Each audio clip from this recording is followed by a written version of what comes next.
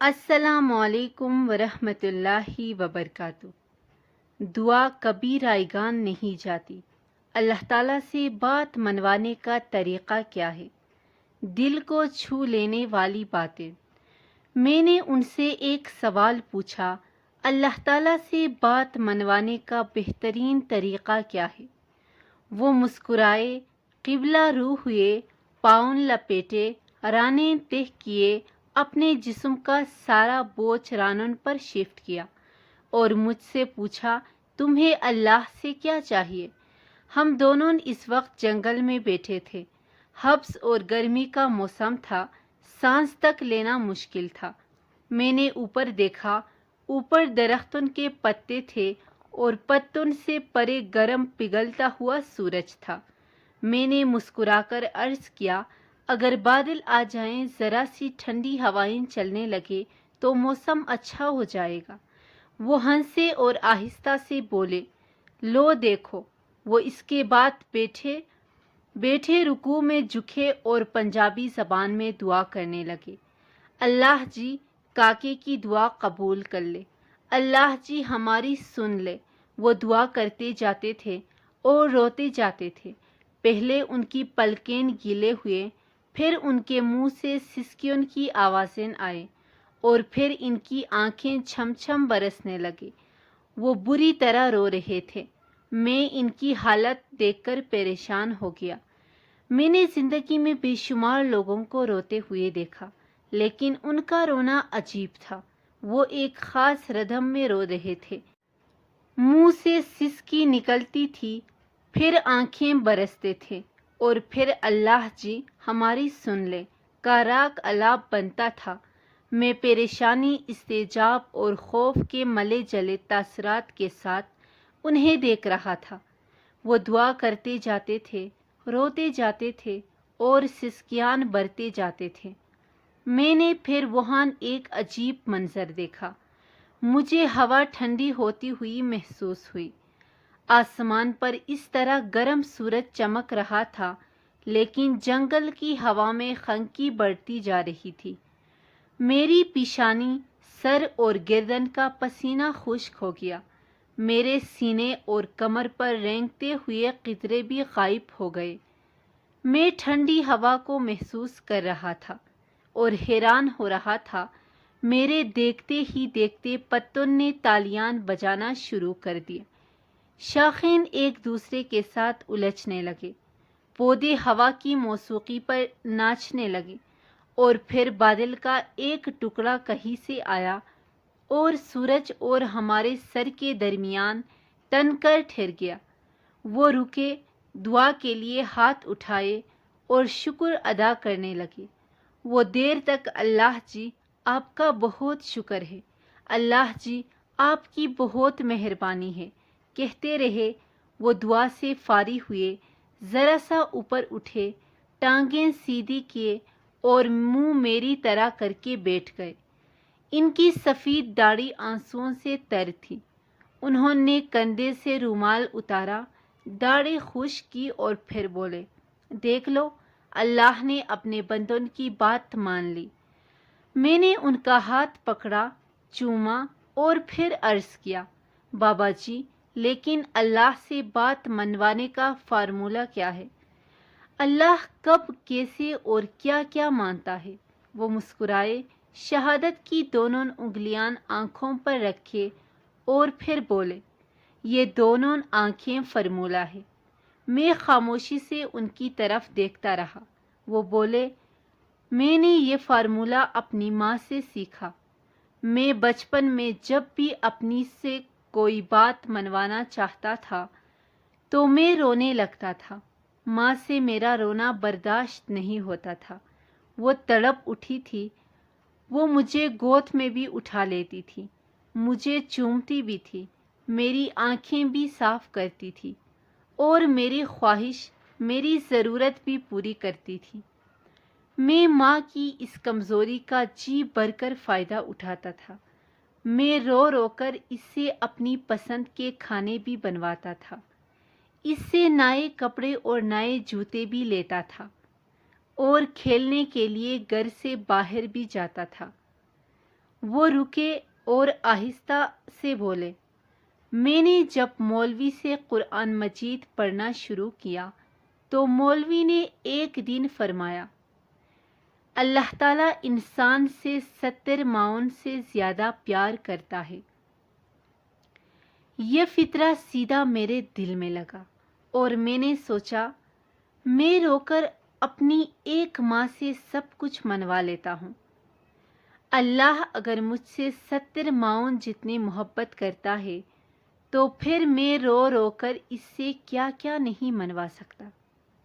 وہ رکے اور بولے، بس وہ دن ہے اور آج کا دن ہے، میں روتا ہوں، اللہ کی ذات میں 70 معاون کی محبت جگاتا ہوں اور میری ہر خواہش، میری ہر دعا قبول ہو جاتی ہے۔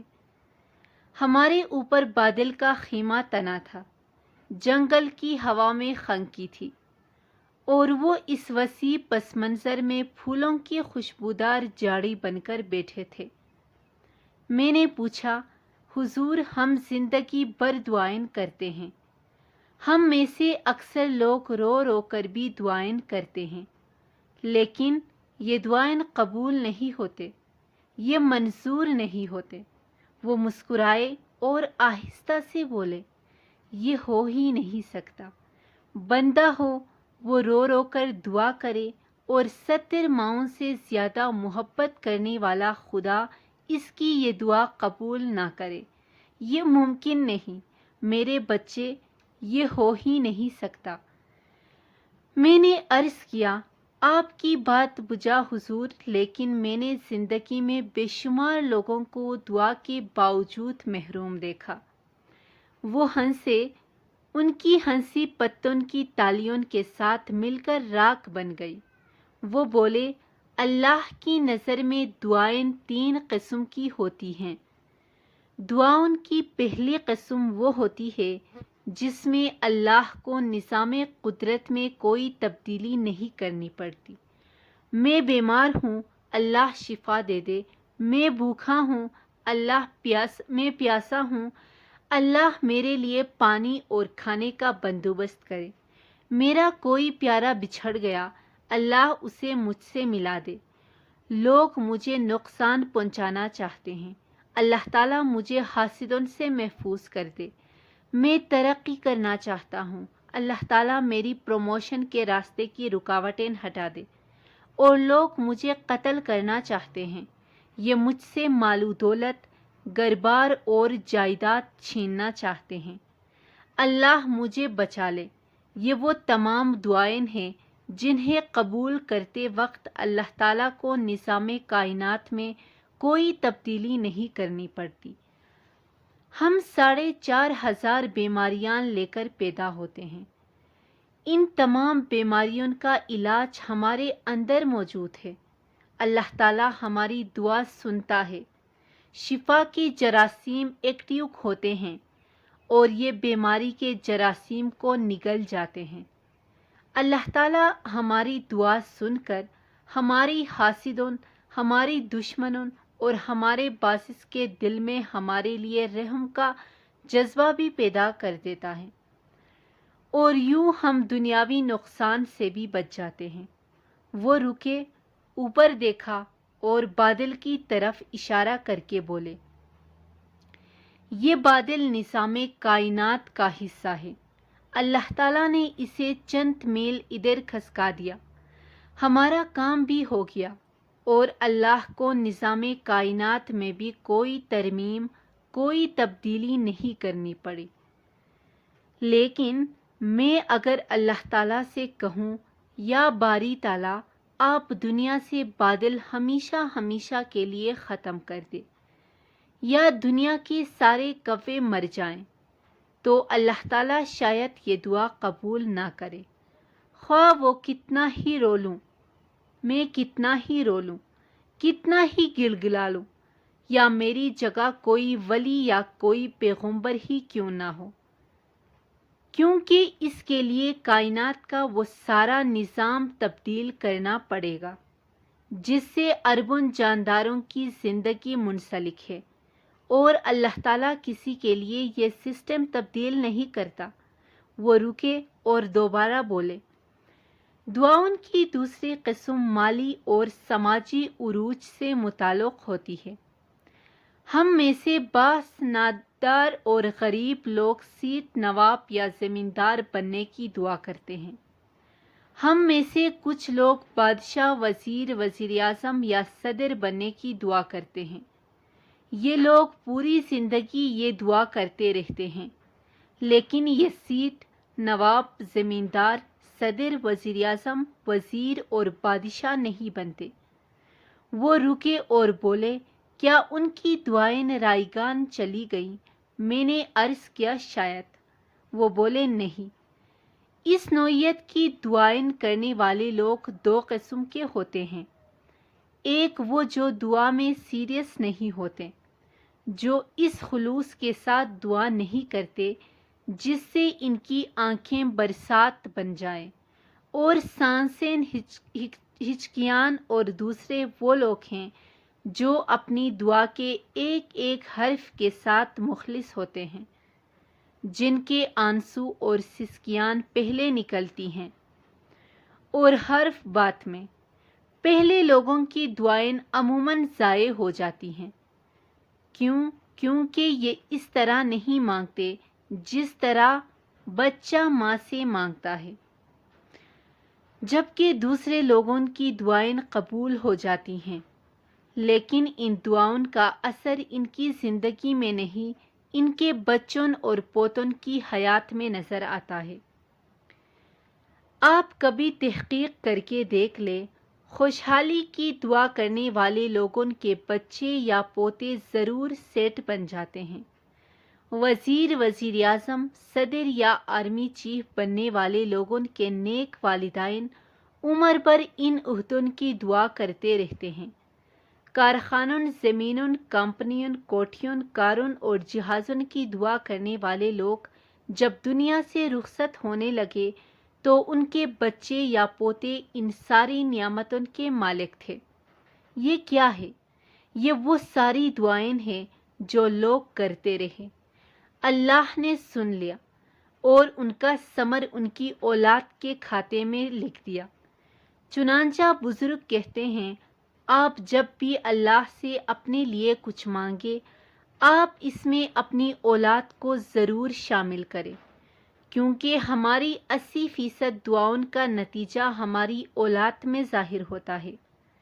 وہ رکے اور پھر بولے، ہماری تیسری قسم کی دعائیں عزت، شہرت اور نیک نامی سے متعلق ہوتی ہے۔ آپ جب بھی رو کر یہ دعا کریں گے، اللہ تعالیٰ یہ بھی قبول کر لے گا، لیکن ان کا نتیجہ بھی دوسری یا تیسری نسل میں ظاہر ہوتا ہے۔ آپ دنیا کے تمام نامور، مشہور اور معروف لوگوں کا پروفائل نکال لو، آپ کو اس کا والد یا والدہ یا دادا یا دادی یا پھر نانا یا نانی پرہیزگار اور متقی ملیں گے۔ آپ تحقیق کرنا، آپ کو یہ جاننے دیر نہیں لگے گی، ان کے بزرگ اللہ سے نیک نامی، شہرت اور عزت کی دعا کرتے تھے، اور یہ وہ دعا تھی جس نے بعد ازاں نیوٹن کو نیوٹن، شیکسپیئر کو شیکسپیئر، آئنسٹائن کو آئنسٹائن اور مدر ٹریسا کو مدر ٹریسا بنایا۔ وہ رکے اور پھر ہنس کر بولے، دعا کبھی ضائع نہیں ہوتی، یہ ضرور قبول ہوتی ہے، لیکن مانگنے والے پر لازم ہوتا ہے کہ یہ بچہ بن کر مانگے، یہ اس طرح مانگے جس طرح 3-4 سال کا بچہ اپنی ماں سے مانگتا ہے۔ آپ نے اگر اللہ تعالیٰ میں موجود 70 ماؤں کا جذبہ جگا لیا تو پھر دنیا کی کوئی طاقت، کوئی رکاوٹ اللہ تعالیٰ کی رحمت کو نہیں روک سکے گی۔ وہ رکے تو بارش شروع ہو گئی، ہم اٹھے، ہم نے اپنی دری جھاڑی، تہ کی اور جنگل سے باہر آ گئے۔ ہم گاڑی تک پہنچتے پہنچتے بری طرح بھیگ چکے تھے۔ اللہ تعالیٰ کی رحمت تحت نظر برس رہی تھی۔ اگر میری ویڈیو اچھی لگی ہو تو اس چینل کو سبسکرائب کرنا مت بھولیے گا۔ جزاک اللہ۔